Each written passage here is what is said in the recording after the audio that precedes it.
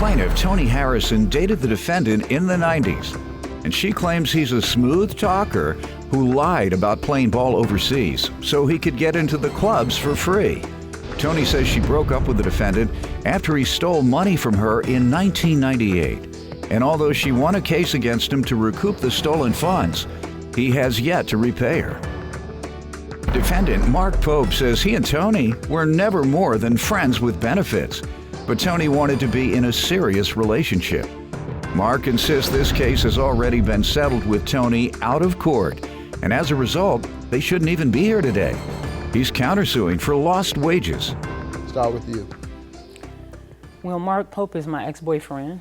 We dated in the 90s. When did you all break up? In the 90s. It's a long time ago. All right, go ahead.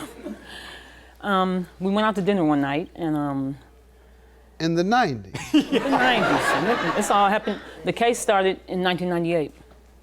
Go ahead. Okay, we went out to dinner one night, and he's the only guy I met that ever dined and ditched. He ran out the restaurant. He ran out the restaurant and didn't pay for his dinner. And I had to Dine and ditch? Dine and ditch, yeah. Oh, I'm sorry. Yeah. They say he was a dining. No. Go ahead. All right, I'm sorry. I've never heard that term, to be honest. Dine and ditch. Me neither, Your Honor. You ever heard that? But that's what he did. He dined and ditched. I've never heard that. Dine and ditch. Dine and ditch, yeah. Okay. What did he say? I ran out the restaurant and chased him down the street and dragged him back into the restaurant so he could pay his part of the bill. What do you mean you dragged him back in? I did. I dragged him back. He don't run that fast. Your Honor, I'm 6'6", 250. Ain't no dragging over here. I pushed him back into the restaurant so he can pay his bill. Because he ate like $40, $50 worth of food. Yep. And I also went to Toronto with him for the weekend for my birthday. And we went to a club. And he told the guy at the door that he played professional ball overseas so we can get into the club free. So he's one of them smooth talkers. How long did you all stay together again? I was like with him for like 2 years maybe. Okay. Yeah. Why'd you break up?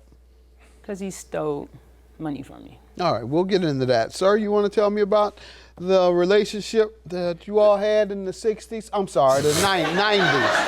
90s. You're right, Your Honor. It's apparent, like I would say, she's obsessed with me. You know, I understand all that, but Miss Harris is a liar. Say you understand that it happens a lot, right? Hey, she's a liar, and she does anything to manipulate situations for the most part. I met her over 20 years ago. I was a young man. Matter of fact, it's 10 years difference between me and Mrs. Harris. I met her at a time when I was a young man. You know how young men do what they do. Meet a woman at the club, talk to a woman. But she turned out to be a real nice person. So we started a friendship. I never dated her from a standpoint. She was never my woman. She was just a friend with benefits. And after a certain amount of time, Miss Harris wanted to do things that I wasn't prepared for, nor was I willing to be in that avenue. She thought she was shopping at Target, and I had to explain to her, this is Tiffany's. You know? So I had to put some brakes on her and let her know she was going too fast, too soon for me and to my liking. I never ran out on her on no meal or anything like that. I am a gentleman, and the thing about it is hurtful that the fact that we've known each other over the course of time of over 20 years, and just here recently she lost her mom, and I was taking her back and forth to the hospice. And not only did I take her back and forth to the hospice, I also attended the funeral. And then all of a sudden, this come about. Hey, it was a very hurting thing to me. You know, I thought we were better friends than anything. Ma'am, tell me about the lawsuit. What money did he steal from you? Tell me. In 1998, he stole money from me, $2,000. I filed a small claims lawsuit. I won the judgment in mediation, and he was ordered to pay the $2,000, and he only gave me $20. So I refiled it when I seen him look like he was doing well. So I filed small claims. When? February 2015. I refiled the case. So as he was helping you in the toughest time of your life, you saw he looked pretty well, so he said it's time to sue him again. I've been trying to get my money from him for 17 years. Mm-hmm. So what happened in February of 2015? We made a settlement. We had an agreement that he would pay. I had tried to do it out of out of court, settle out of court for $500, and I'd agreed, he'd give me $500. This was the settlement from what year? From February of 15? Yep, this is the same You case. all made a new settlement. Yeah, You have anything on these agreements? yeah, but he only paid me $100. So today I'm suing him for $1,880 for the balance. And that is on the principle that if you make a settlement and the settlement is not met, then you're allowed to go back to the original amount that is owed. That is a legal theory, but this was outside of the court, but you make reference to the case number, keeping it in the court. Sir, what do you say to this? She says you all have a settlement agreement. Judge, first of all, this case that we're hearing today has nothing to do with that case. Let me bring you up to speed on how this comes about. After the funeral and everything like that took place, this is my financial advisor, Miss Guilford. She informed me, because I am doing financially well, that I wanted to do some extra things as far as, further in my career and everything like that. And there was some things on my credit that I needed to clear up. And one of the things was a judgment that Miss Harris had from me back in 1998. At that particular time in 1998, she took a loan out from her credit union and she gave me $700 for a car. At that particular time, we went to court and she sued me for the whole amount, not the $700 that I got from her. For the entire loan. Exactly, and I was in my 20s, I was a young man, you know how it go. So not taking care of my business, when she received the judgment, I just let it go. And my financial advisor instructed me, maybe you need to come up with a settlement that's fair to both her and me. We need to settle this thing to get this off my credit. I have a letter that stated that she accepted the $500 as payment is full. As if you've paid it all off. And I have. See it. Ma'am, And she you're filed it gonna with the provide me court. Something that says he paid you. And Your Honor, he did not wait, pay me. Can I? He did not pay me. Can I get That's through? why I'm here today. Here's the thing. And by the courts in Cuyahoga County, she had 14 days to appeal. That's the reason when I said make sure you have prejudice in it, that we can never the go. motion. I Right. have accept. Show her this, please. Ma'am, is that your signature? And it's stamped by this court. And she had 14 days. This we didn't go through the courts to do this. We did No, this. no. Is that your signature, ma'am? Is that? Here's my signature. Yeah, So but he you never did write paid me that- the money. He never paid me the money. Let me see it, ma'am. It She says you was accept- saying- He only all paid the me money. $100, She paid- and I went she back to paid the all the courts. I have accepted a settlement amount. Yeah, but he Okay. never paid me the settlement. With prejudice, meaning you can't bring it back to the Right. court. Cuyahoga County said I could take it back to court. Here- And she said, Why do you yeah, think she's here today if you my paid her but all of it, Here's sir? what I'm trying to say, Your Go Honor. ahead. The bottom line is this is a new case. Hold on, sir. April 8th of 2015, the court dismissed your claim. It's still refiled. It's still refiled.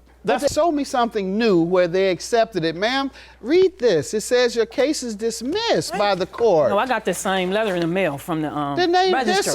serious. No, it's the same case. The And magistrate I said know the same case says dismissed.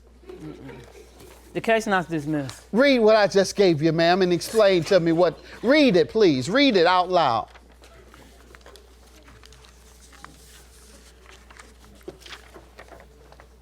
The complaint is dismissed with prejudice at plaintiff's costs. The reason why this is dismissed is because I refiled the same case. This is a 2015 case I just filed in February. This is the same, the magistrate says it's the same case, the 1998 case. You can't refile like the numbers, so he said dismiss the 2015 one I just filed because this case hasn't been dismissed, the 1998 case hasn't been dismissed because he didn't pay the judgment amount. You're telling me you have a different case number somewhere? Yeah, it's a different case number, the 2015 All one. right. Would you show me that? Yep.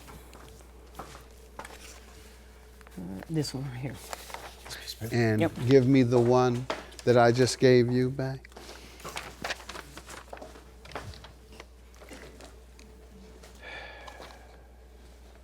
All right. And let me tell you what they told you in April 8th of 2015. They told you the exact same thing in June. Yeah, because I just refiled the case in February. And this is what they said to you in June. You read that now.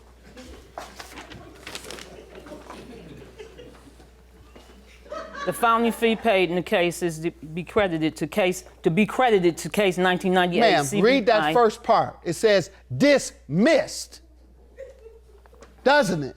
Yeah, but this is the 2000. Whatever it is, it's dismissed. And this is dismissed. Every single thing that you've handed me has been dismissed. With prejudice means you can't bring it back.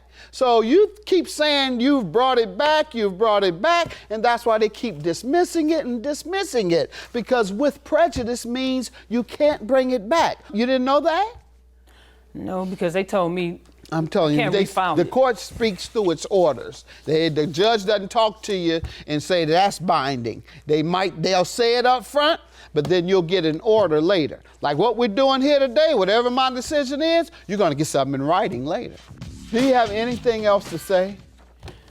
Yes, he still owes me from the 1998 case. This is a bitter woman. And the thing about it, the countersue, I don't owe him anything because for 17 years he's telling me he hasn't had a job to pay me none of my money that he stole. Do you see what I'm talking about, Your Honor? His countersuit is $1,200 for 2 days of lost wages. Yes, sir. Here it is, right here. Right about. And you're suggesting that she has dragged you in and out of court frivolously. After having made a settlement and after having the case dismissed twice with prejudice. Yes, sir. Causing you to lose 2 days' work. Yes, sir. And you make $600 a day. Yes, sir. And you work in construction. Yes, they sir. are highly union. paid. I'm a union construction. Pardon? I'm a union construction worker. All right. Well, how much do you make out? I make $50 an hour, time and a half, 75, sir. Okay. And you done grown up since you met Yes, her. sir. Yes, sir. You know your business. You tell the truth. Yes, sir. He's grown up, man. No, he hasn't, because if he grown up, he would have paid me my money. He said he has paid you, ma'am. He said he hasn't. paid you on the settlement that you made, and that's why the court has dismissed it He twice. hasn't paid That's what me. he has said. He hasn't paid me. I'm done, ma'am. That's it. That's all I can do for you. Your claim is dismissed, ma'am, and your counterclaim is granted, sir. Thank you very for much, the lost Your Honor. wages, Thank sir. you very much. Have a good day. You too. Well, he know he's wrong because he never paid me the judgment, and everybody in Cleveland, Ohio knows, and I'm taking him to court in Cleveland. See, And the case was not dismissed. I don't care what he's talking about. The case was never dismissed. He never paid me my money. My kids know, his friends know, and everybody in the family know. This is what I'm talking about. All she does is Smooth talker thinking he's slick. money. How he gonna get a judgment for lost wages when he say they don't have a job? So I don't understand that. He did not pay me the $500. Did not pay me the $1,880. So I don't know where he gets this off at.